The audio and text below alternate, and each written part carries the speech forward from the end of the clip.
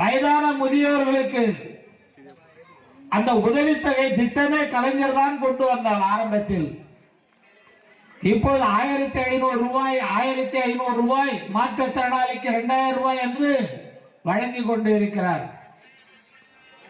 பெண்கள் எல்லாம் பேருந்தில் கட்டணம் இல்லாமல் செல்வதற்கு விடியல் பயணம் திட்டம், நான் முதல்வன் திட்டம், பல்வேறு திட்டங்களில் இன்றைக்கு கலைஞர் மகளிர் உரிமை திட்டம் 1,31,00,000 பேர் இன்றைக்கு மாதம் மாதம் 1000 ரூபாய் பெறுகிறார்கள்.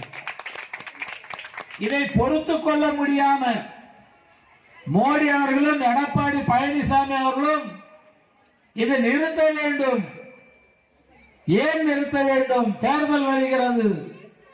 தேர்தல் காலத்திலே பெண்கள் எல்லாம் தமிழ்நாட்டில் இருக்கிற அத்தனை பேரும் ஒட்டுமொத்தமாக ஸ்டாலினுக்கு தான் உதயசூரியனுக்கு தான் ஓட்டு போட போறாங்கன்றது உறுதியாச்சு.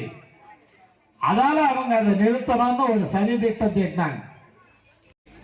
மோடியும் எடப்பாடியும் பழனிசாமியும் ஒரு ஆலோசனை பண்றாங்க, இது எப்படியாவது நிறுத்தி ஆகணும் தேர்தல் நேரத்தில். மறுநாள் காலையில 11 மணிக்கு டெல்லியில் இருக்கிற சுப்ரீம் கோர்ட்டுக்கு போய் தடை வாங்கணும்னு போறாங்க. இது நைட்டோட நைட்டு தெரிஞ்சது நம்ம முதல்வருக்கு. கலைஞரின் மகன் ஓசப்படாம நைட்டு யாருக்கிட்டையும் சொல்லாம காலையில விடிய 5 மணிக்கு அதிகாரிகளை வர சொல்றாரு.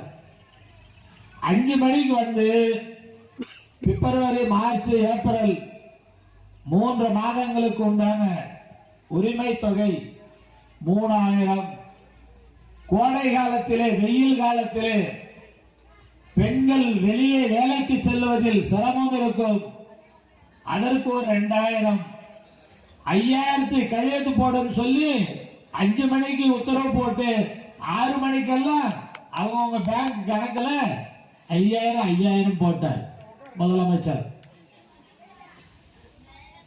அந்த காலகட்டத்தில் நீ 3000 நிறுத்துறதுக்காக சதி திட்டம் போட்ட, 2000 சேர்த்து 5000 சொல்லிட்டாரு. இது எங்களை போற ஆளுங்களுக்கே தெரியாது என்ன நடந்ததுன்னு.